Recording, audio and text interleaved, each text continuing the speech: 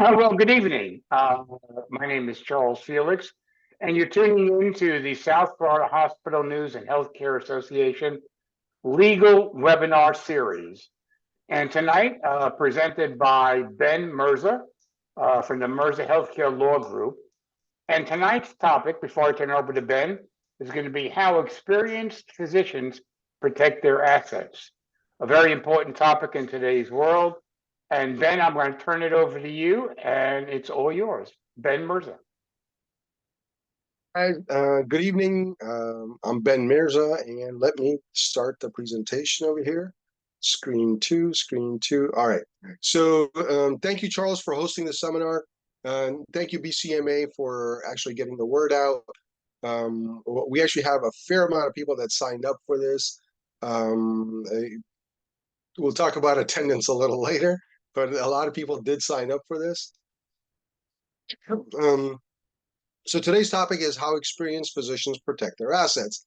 And really what ends up happening is over the career of a physician, or really any high-level professional, they kind of figure out what the techniques are that they need to know to protect their assets.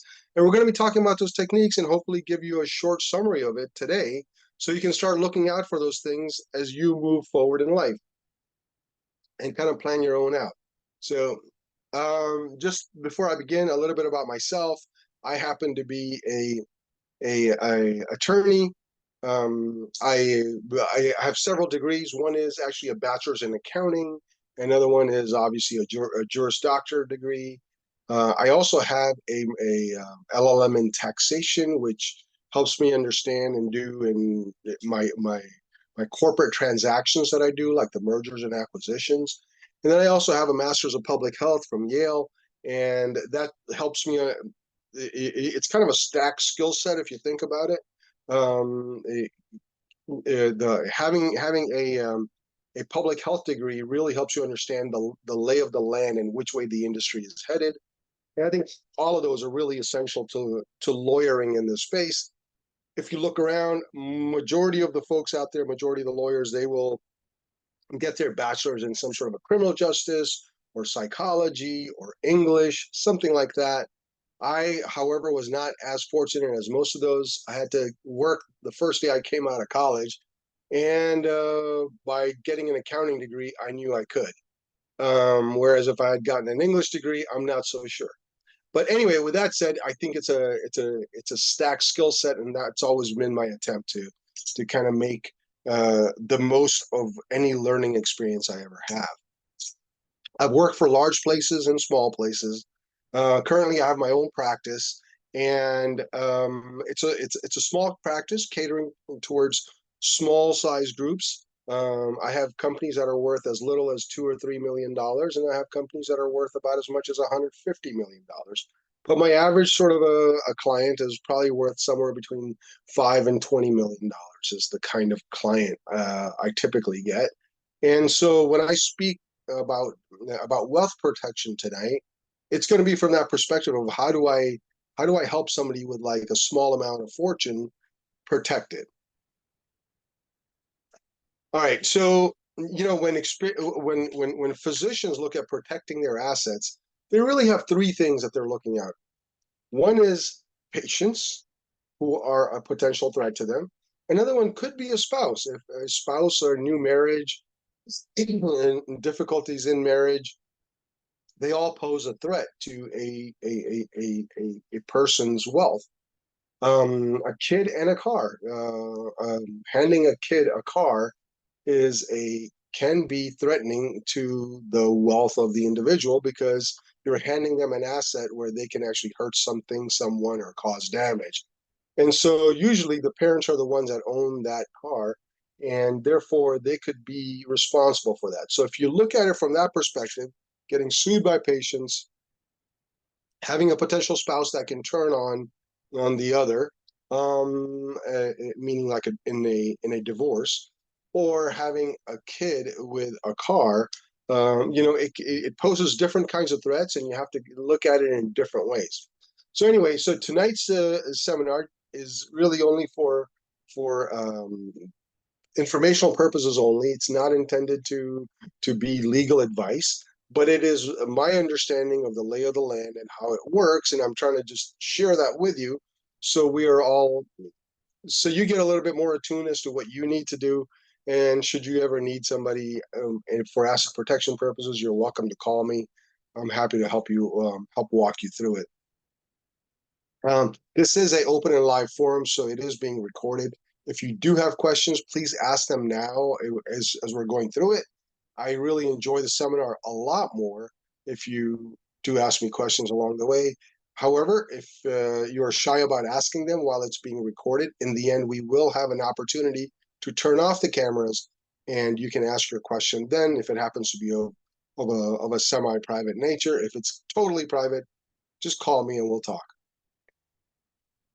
All right, so this is tonight's roadmap. It's basically a four-parted scenario we're going to go through. Number one, we're going to figure out what is asset protection and when is it necessary. Then we're going to talk about the different techniques. So we're going to dive right into the different techniques that are used for asset protection planning. And then we're going to talk about, like, when do you use what technique, and what, there's like actually a gradient of tools you can use. And I'm not one of those attorneys that'll tell you you got to use all of them, because the needs of somebody that's worth $500,000 versus somebody who's worth $50 million is very different. So you cannot use one and all approach.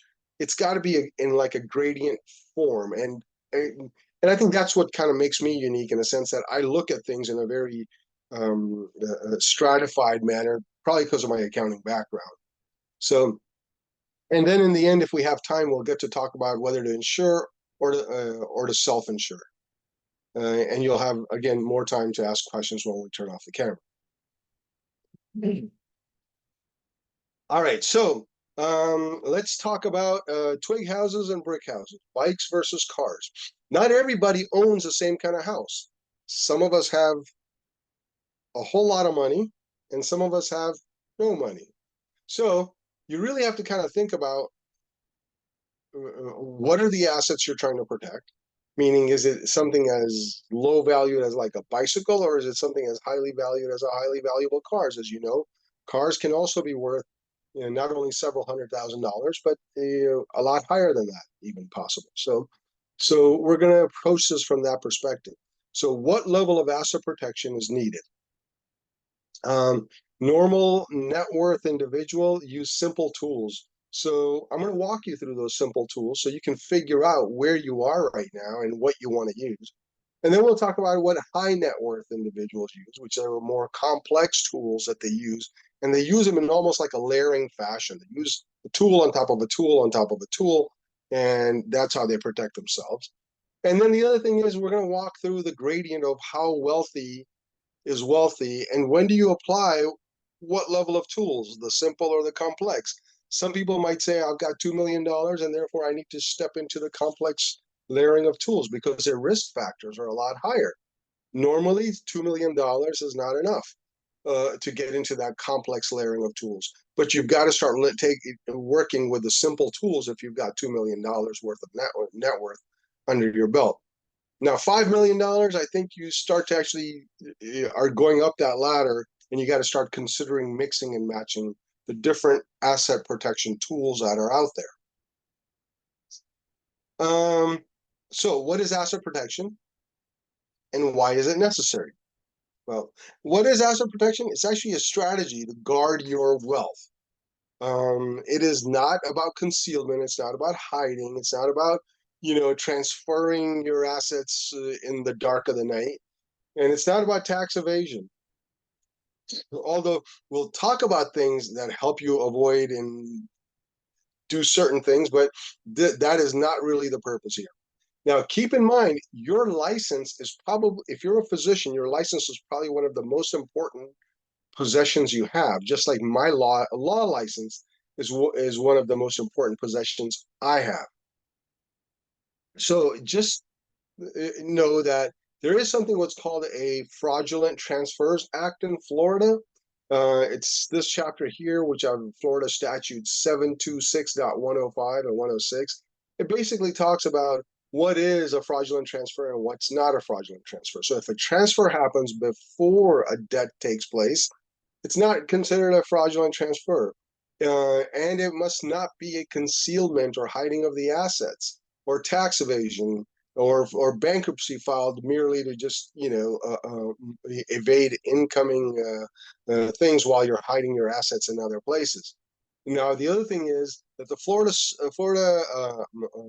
Fraudulent Transfer Act can apply back for 4 years. So the statute of limitations will take you back 4 years. So if somebody does try to move their assets, there is a 4-year look back rule. So keep that in mind as to if somebody gets into trouble and they start to shift their assets out of their name and into somebody else's name, there is a 4-year look back rule. All right. So why is asset protection necessary?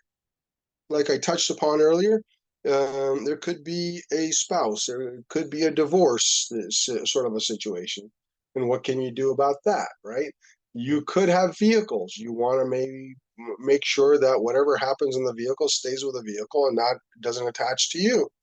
You could have property or real estate that could be that is not only an asset, but it could create a liability when visitors show up on it and maybe there's a slip and fall. Even family members can be an asset. At the same time, they can be a liability. So like you may have a very helpful sort of a family member, but your name may happen to be on, or their name may happen to be on one of your bank accounts. And if they are subject to creditors, that account then just became subject to creditors as well. So keep that in mind. Family members may be an asset, but they can also be a liability because their name happens to be combined with yours on one of your assets. A lot of people don't think about this one, but the next item is the boards of organizations or boards of a business can be a potential for liability. Being on the board is nice and hunky dory because you're getting to actually make decisions, be a part of a corporation or a not for profit, but it does have its obligations that travel with it. So one of the things that I always tell people is, I will not be a part of any organization that does not have directors and officers insurance, only because I've seen too many shareholder disputes against the actual board. So that's where I get off the bus. So on any board that I would be on, I always ask them to go and get directors and officers insurance. You might want to write that down. D&O insurance is what it's called. Now, the other thing to look at is professional licenses. Professional licenses are an asset. You may have multiple licenses. Like, for example, I used to have a CPA license. I would definitely consider that an asset. Although it still serves me well today, my license on that end, I did let it expire. I also have a realtor license, and that served me pretty well over the years as I've helped friends and family through transactions. Some major ones and some smaller ones, but more so on the major side. Now, those professional licenses can create a loss to a client, right? Or to a patient. If it is a loss to a patient or an injury to a patient, that injury can create a liability against the license. So think of these things in a little different of a way, meaning you've got an asset that can create a liability. Now, there's also regulatory compliance related to professional licenses. And remember, there's always data security involvement with professional licenses. You got to keep everything under good security because that's often a problem. One of the biggest areas that I think physicians overlook is their patient consents, release, and waiver forms.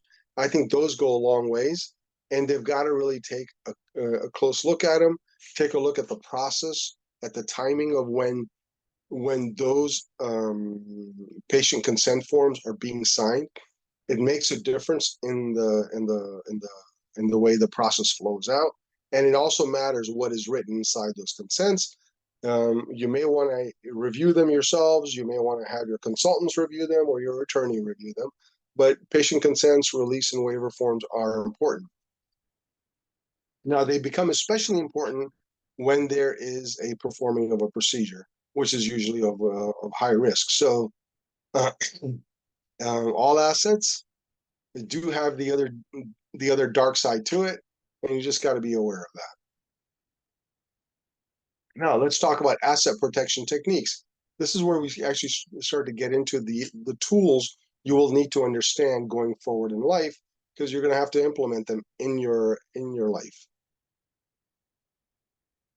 So the first category of tools that we're going to use is what are the existing statutory safe harbors? And we're going to talk about Florida specifically, and we'll touch on some of the federal laws as well. So let's talk about that. These are really, really easy to use tools. Number one, as you know, in the state of Florida has homestead laws. And the homestead laws allow a person to homestead a property that's as big as a half an acre inside a municipality, or as large as 160 contiguous acres in a rural area. So half acre is typically where majority of us fall. We're half acre or less, and most of us are in a municipality. If someone happens to be in the rural area, they will get the benefit of 160 acres, but they have to be contiguous, meaning they have to be adjoining.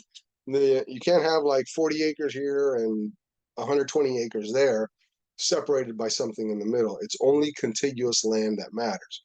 Now, if you take a look at some of the federal laws allow for life insurance policies to be protected. So what people will do sometimes is when they know that there's a lawsuit coming, or a potential for liability, they'll start moving their assets into a life insurance policy. So it gains that protection of the life insurance protection statutes. And it works pretty well, but if you do it too late, it doesn't work so well. Because remember that we talked about that whole look back rule. The other thing to consider is the retirement plans. The retirement plans is another nice way to protect your assets, because they're also safe from creditor attacks. So remember, it's got to be a legitimate 401k, IRA, Roth IRA, those sorts of retirement, IRS designated retirement plans. If it's not one of those IRS designated retirement plans, it will not have that benefit. You can put it into a brokerage account, but make sure that it's in the right type of account in that brokerage. So this is good stuff. It's cheap. It's easy to do, very easy to follow, very easy to set up. It requires little thinking, little effort, no lift on anyone's part. You just go do it. Make sure your property is homesteaded. File with a local clerk of court. Life insurance policies are qualified life insurance policies, and make sure that your broker who's selling it to you tells you that it is qualified as a life insurance policy. Otherwise, it's not. It's just going to end up being another savings plan and not necessarily even a retirement plan. So be mindful of that. But what about other investments like ownership of a business or just a regular bank account, other properties that are not your homestead properties? You may happen to have multiple cars. You may own different types of stocks, bonds, jewelry, different types of collections, even safe deposit box. Those are not typically protected classes of assets, but there's ways to protect them by putting them under certain umbrellas and buckets, and we'll get to those shortly. So one of the ways that people protect themselves is by using corporations to insulate assets from liabilities. So meaning, if you have a good company, you can put all of the good assets into it that don't have liabilities attached to them. And in another company, you could have all of the assets that have liabilities attached to them in the second company. So like company A will have good stuff, debt-free stuff that's owned in there, which has little or no risk. And in company B, you could have your higher risk items, and that's how you kind of diversify how you classify assets. And you can use corporations to do that. Company A, Company B, Company C. You can start separating your assets into companies, and but it requires accounting, and you're going to have to like figure out how the accounting of it will work. That's why having an accountant involved in this process is very, very important. Now let's talk about how do corporations work? Because if you're going to use corporations, you've got to understand some of the ins and outs. So in this 7 bullet point slide, you may want to take a picture of this. In this 7 bullet point slide, I kind of try to walk you through the ins and outs of corporations and what you need to know. So, by the way, any questions so far before I start to go into this?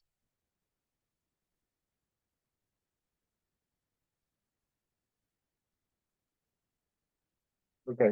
All right. So let's talk about corporations. So most corporations have what's called a articles of incorporation.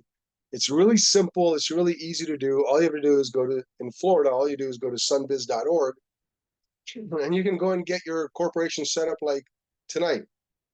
And they'll issue you the official corporation number within like a week or two. It's pretty quick and it's cheap. But when you when you incorporate, you've got to consider the state and the jurisdiction you're about to incorporate in. If you're in Florida, you're going to be searchable in Florida. If you go to another state like Delaware, it's going to be harder to find you that you own a particular corporation. If you go to Nevada, the same sort of stuff. However, when you are in the state of Florida, it's harder to administer things in other states. And although you're not going to have necessarily a shop set up in that state, you still have to then take into consideration what are some of the corporate rules and what are some of the tax rules related to that. So before you incorporate in other states, think twice. I usually tell my clients to incorporate here unless they have a really good reason not to. And it usually has to be something more more threatening that they're trying to be mindful of. Now, like I said, it does take extra accounting and extra paperwork, and also anonymity. If anonymity matters to you, you may want to consider layering a corporation within a corporation within a corporation. That's one way to reach anonymity. Or another way to do it is to put it into a state that doesn't disclose the ownership of a corporation.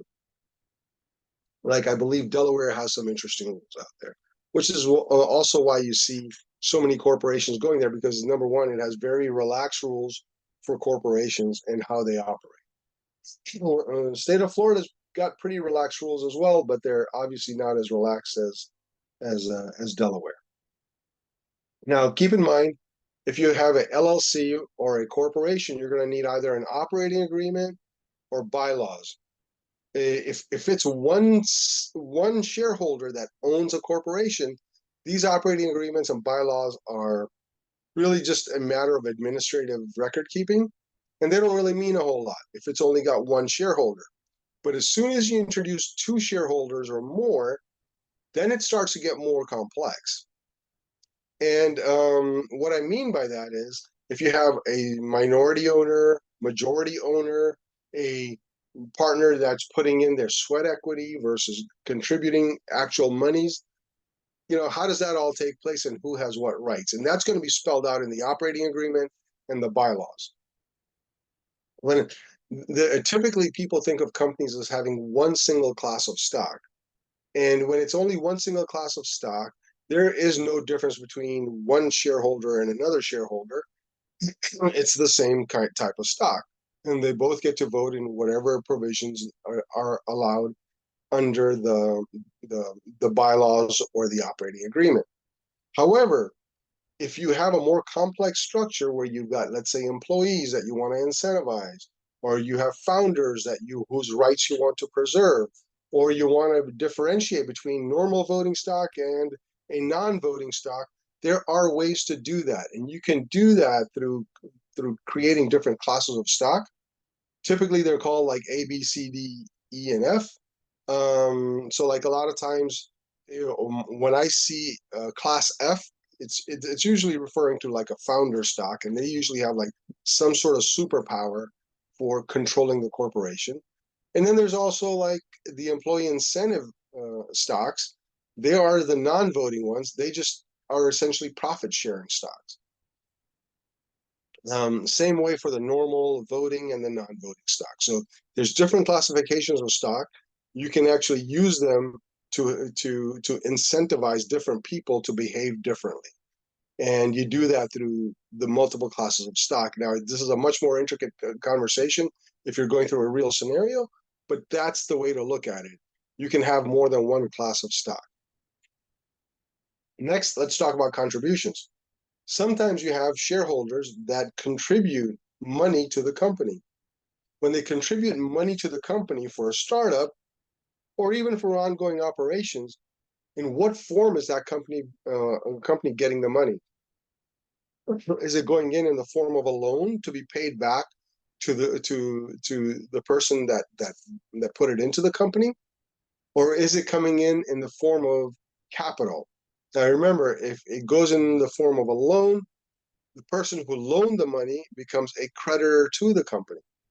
So that has very different teeth to it, and there's got to be a different set of documents that are signed and drafted and signed. However, if there is if the money is coming in as additional capital, then it is just a shareholder, right?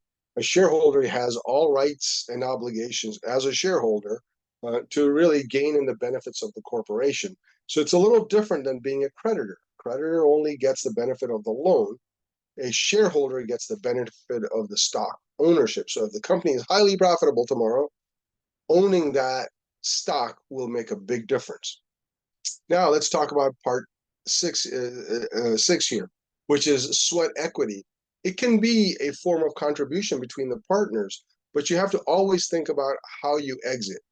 Now, keep in mind, if somebody's putting in sweat equity to become a part owner in a corporation, not all sweat equity is equal. So like if you have, for example, if you have a medical doctor that's contributing their own time into a company, and you have a medical assistant that's contributing their time into a company, and neither one is getting paid because it's a startup, you can only imagine that the level of skills required for a physician to be a part of that company is much more expensive than a medical assistant being a part of that company.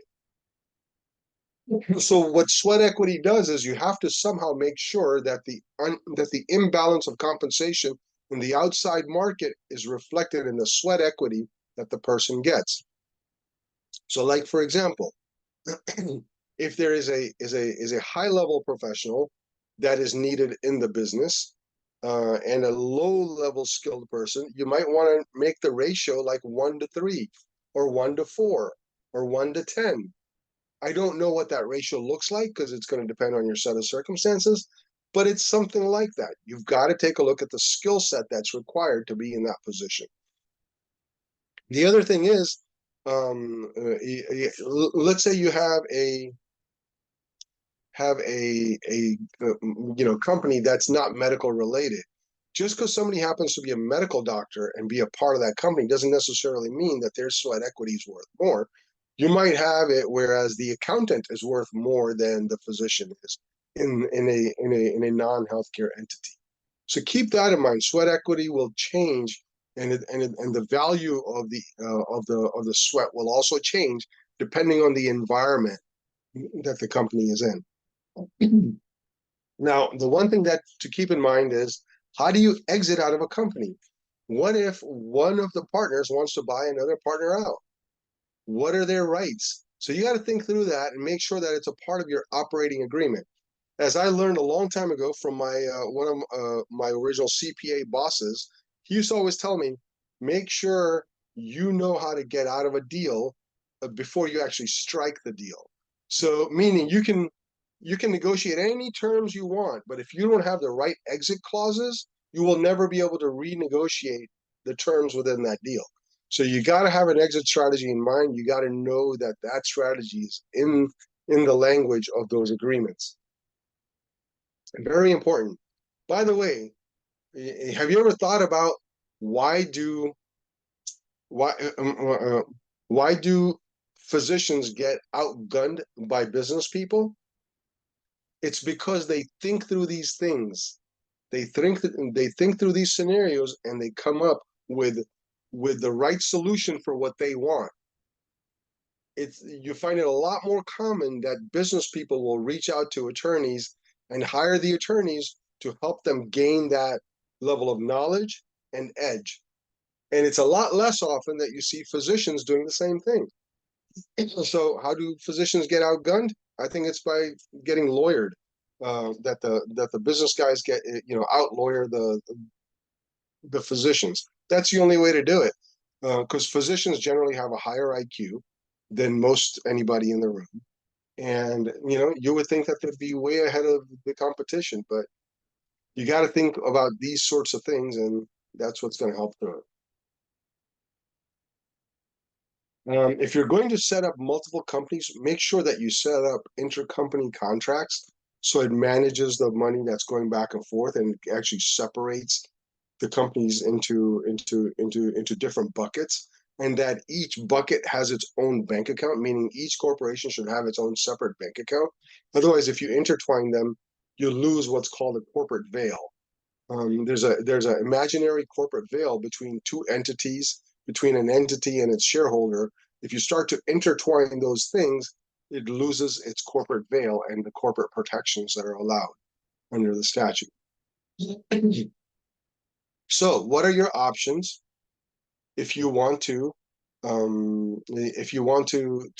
set up companies? Well, as a physician, what you can do is you can actually separate the companies, stack them together. You can separate the companies by similar assets or similar assets and similar liabilities. And you can use a holding company that owns all of those companies underneath it, so it makes your handling of taxes easier. So that way all of the tax ramifications, the gains and the losses flow into one company. Now, as a professional, you have the ability to start up a PLLC or a LLP. Now, just don't sign up for a GP, which is a general partnership. That's a sure way to get your personal name and license in the middle of it all. But limited liability partnerships is a good way to go. Also, there's another category of subchapter C corporations. You don't ever want to go there because subchapter C corporations are taxed double. Meaning the first time at the corporate level, then the second time once the profits are distributed to the shareholders. So stay away from both of those. General practitioners and subchapter C corporations, stay away from those. Otherwise, really stick to, most of my clients will incorporate as a LLC or as a Inc. If you're an Inc., make sure you will elect for a subchapter S, which means less than 100 shareholders. Most companies, like very few companies, grow big enough that they have more than 100 shareholders. That's very, very rare. Most companies are less than 10 shareholders in them.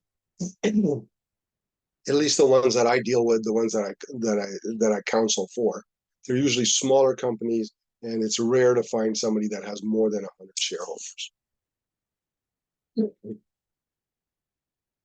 So these are your entity selections you can do when you're incorporating.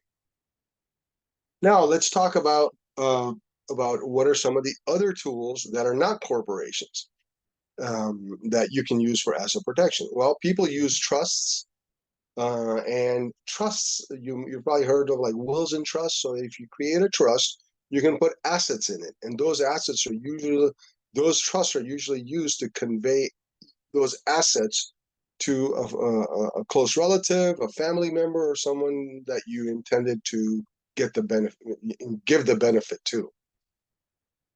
So let's try to figure out how a trust works. Remember, a trust is done with three players in mind. Number one, there has to be the grantor of the trust, meaning the person who puts the money into the trust. And then there are the beneficiaries, the people who receive the money from that trust. Now, can the grantor of the trust can also be a beneficiary of the trust? Yes, that's possible. Not as common, but it's possible. but typically it's like in a father-child, parent-child, mother-child scenario that there's a grantor and a beneficiary. Now, usually there's a designated trustee. That trustee could be almost anybody. It could be a family member, it could be the accountant, it could be the lawyer, or it could even be the grantor themselves. And sometimes I've even seen it where beneficiaries are put in as trustees. Rare, but that does happen. Now, there are different kinds of trusts, and we're really only going to touch on a couple of them in detail, and I'll run you kind of quickly through the others. Number one, you have to understand the difference between a revocable trust and an irrevocable trust. A revocable trust means you can actually revoke the trust, meaning you can actually dissolve it. So that a lot of times the grantors are not sure what's going to happen with the money or what's going to happen with them in the future. So they will put the asset into a trust, but they want to retain the control of being able to pull it back. And that's called a revocable trust. And then there's also what's called a irrevocable trust. An irrevocable trust means that it's out of the control of the grantor. And it means that once they actually put an asset into a trust, it's no longer in their hands, and it really belongs to the trustee to administer and the beneficiaries to ultimately get. If it is a irrevocable trust, it's generally deemed to have been given away from that person. So if a grantor is under some sort of creditor attack, a irrevocable trust is protected from creditors. So one of the things you have to really consider when you're creating a trust is how stable are the grantors, how stable are the trustees and the beneficiary. And what I mean by stable, I mean it on several levels. One is how likely are they to come under attack of creditors? How reliable are they? Meaning, like, can you count on them to make sound, basic, logical decision in the way that you thought you would want them to make? You've got to make sure that they're stable, reliable people. And even for the beneficiaries, you want to weigh out the fact of when do you give a beneficiary the benefit of that trust? Are you going to give it to them when they're 15 years old, or are you going to give it to them when they're 45 years old? Where are they mentally, maturity wise? That all makes a difference as to when the beneficiary gets the actual benefit. Now, there is extra paperwork when you have a trust that has to be filed every year, and there is accounting work involved in it. So check with your accountant as to what you need to provide them, and run these sorts of trust, creating a trust scenario before you go down that road of creating. So you should try to have the trust in place as soon as possible, as you believe you are at a stage in life to create one. It needs time to really ripen, and it takes time for it to all just kind of come together. Creating these corporations and trusts and layering these tools doesn't happen overnight. It takes several months to get it all together in the right way. At least that's my experience. It does not happen overnight. I know that there are softwares out there you can use. There are things like that, but you really need a guide to help you kind of walk through that process. Use the softwares as much as you like, but you still need a roadmap. And this is kind of the roadmap that you're going to have to start to go down. Now, just so you know, there are different types of trusts. Like, for example, in this lower right-hand side here, you can stack these trusts one on top of the other. There's like what's called a special needs trust. Some people have a special needs person in their family, and they create a special needs trust just for the special needs of that child to separate the money from everybody else. So that way that child or that person's special needs are taken care of, because they don't want that intermingled with the rest of the family. There could be a land trust, there could be a simple trust, there could be an asset protection trust, there could be the land trust is typically a lot of times what people will try to use to put their property in. And the way you do that is you typically name the land trust something different than your own name, and then you record it in the local public records office. And when you do that, if you do it under a different name, it'll keep you protected, but then you still have to go and file for homestead. So you have to share with the property appraiser's office a copy of your trust and that you are the beneficiary of it. That's how you take a land trust. Now, what assets do trusts hold? That's another good question, right? After all, what can you put inside a trust? Now, remember, we talked about a grantor, the person who creates the trust, the beneficiary, and a trustee that's involved in the administration of that trust. But what can you put on it? Now, remember, in like a family trust, you will always have some sort of a date. You could make it irrevocable or irrevocable. It will typically get a tax ID related to that, which is going to be the grantor's tax ID that will be assigned to it.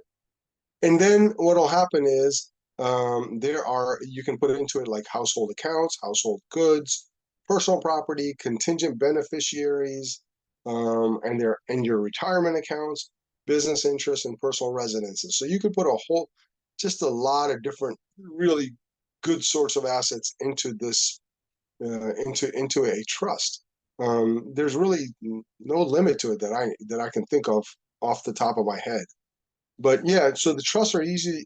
They'll hold just about any sort of an asset.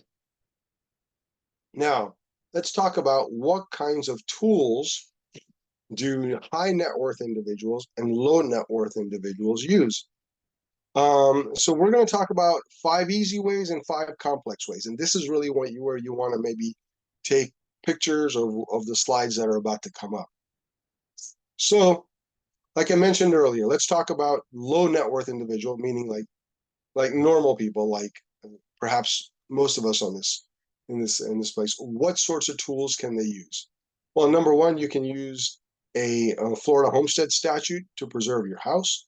You can set up retirement accounts, life insurance policies. You can even set up what's called a spousal privilege, right? So if you hold an asset under one name, if you attach the spouse's name to it and make it joint tenants, tenants by the entirety, meaning that there's one title. So law is a little bit strange when it comes to a husband, a wife. Not to make it political, but let's assume that it's a hetero marriage. There is a husband and a wife, and what they will do is treat their marriage as almost like a third entity. So you have 1, 2, and the marriage of the two creates essentially a third entity. So if you name a property under both the spouse's name with that tenants by the entirety provision, then what happens is it's deemed to be owned by them jointly. And no one can attack it unless both are under attack. Meaning like no creditor can attack it unless both are under attack. So like, for example, if you own a particular bank account, put your spouse's name on it, because that spouse's name will make it almost like a third party. So if you have a liability out there that is only against one of the spouses and not the other, that bank account cannot be attacked by an outside creditor. Did that make sense to you? If it didn't, stop me now, because this is a really, really important point. So spousal privilege, tenants by the entirety, is probably one of the most key things you can use in just about any setup, whether it's a bank account, a house, a car, or any other asset that you may have out there. Now, remember, if you do happen to take on a person as a joint tenant with rights of survivorship, that would be split 50-50. So that's generally done like between siblings. They will do what's called joint tenants with rights of survivorship. So if let's say that you have 2 people, they want the other one to, whoever outlives the other one, to take that property with them. That's how they'll name it, JTROS, joint tenants with rights of survivorship. Now, keep in mind, when you start joining these properties with other people's names on it, there is a risk. The risk is that if your relationship goes south with that person, they may try to sell it right from underneath the other person's nose. So it's important to make sure that when you hold assets together with other people, whether they're spouses or non-spouses, that you do it with people that you actually trust. Now, property can be vulnerable to joint debts, so keep that in mind. IRS liens can attach to both types of naming conventions because IRS liens, these rules don't apply. And the other thing that happens is, remember, if the other person's name is not on that particular property, it passes on as if there was no will. So if there are two people, like let's say two siblings that own the same piece of property, and there is no joint tenants with rights of survivorship, but they're just tenants in common. If one of them dies, that person's share will go on to their children. It'll travel downward before it travels sideways. So if you think of a pyramid, the parents being at the top of the pyramid, the children, or what I'm going to call the grandparents up top, the parents in the middle, and the children down below.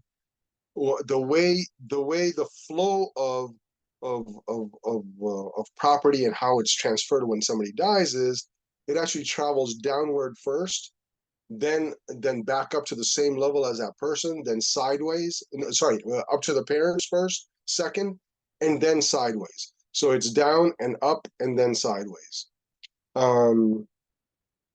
Actually, maybe I should have created a diagram for that. But the other way to protect your assets is by gaining insurance. Go out and get insurance. Insurance is a really easy way of protecting your assets.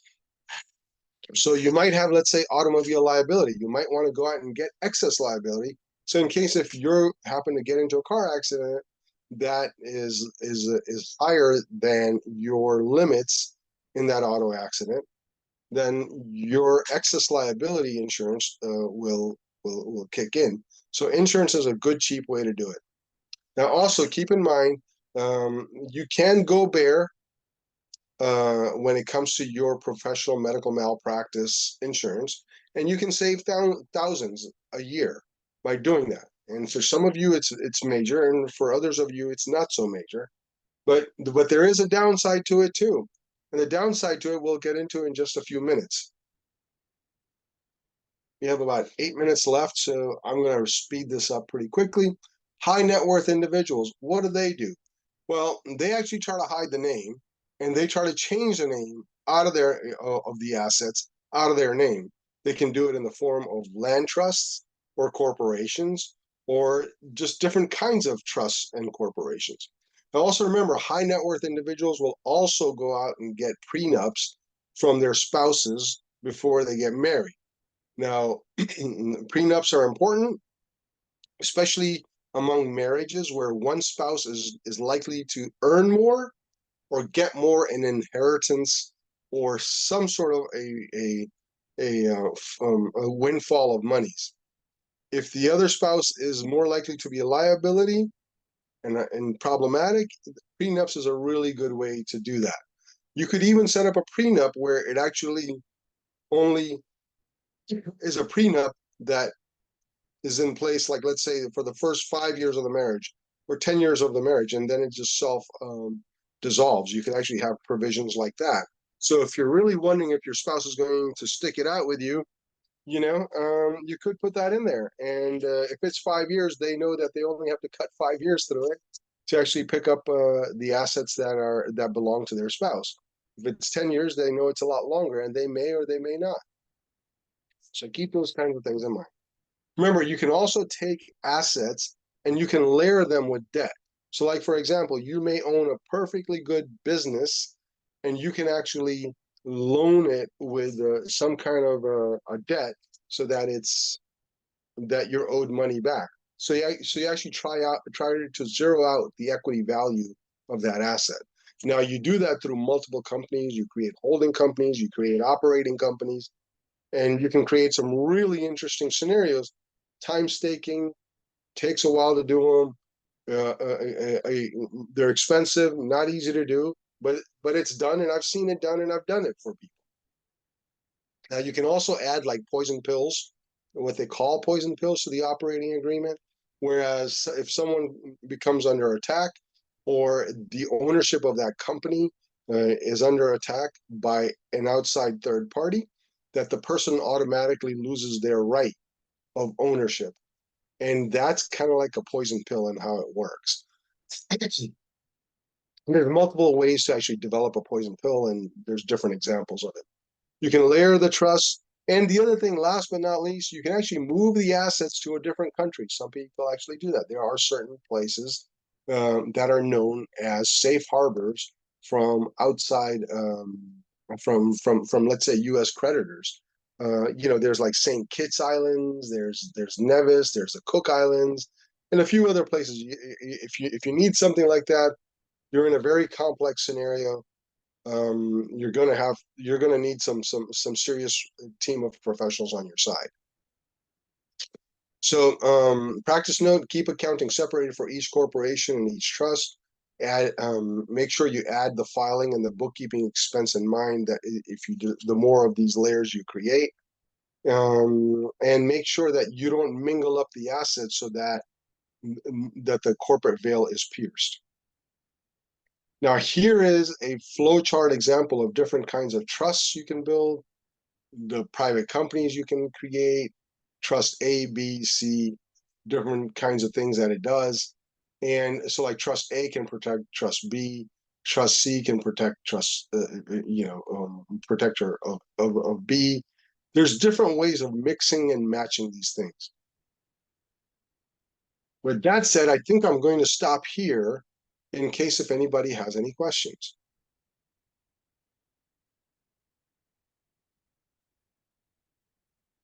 Any questions, guys?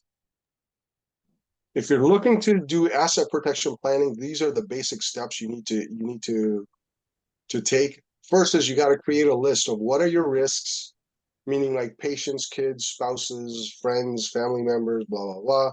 Got to figure that out first. What kinds of assets you have, what kind of liabilities you have, what are your sources of income, and what are your obligations and liabilities related to those things. Then you can mix and match them. Like on the right-hand side, you'll see the different kinds of tools you can use. And that's really how you do asset protection planning is first you kind of create a list, and then you do the mix and match that's right for the situation. All right. Charles, can we stop the recording? Yes, we can. And again, I want to thank everybody. You don't need to leave right now, but I just want to stop the recording before we go into questions.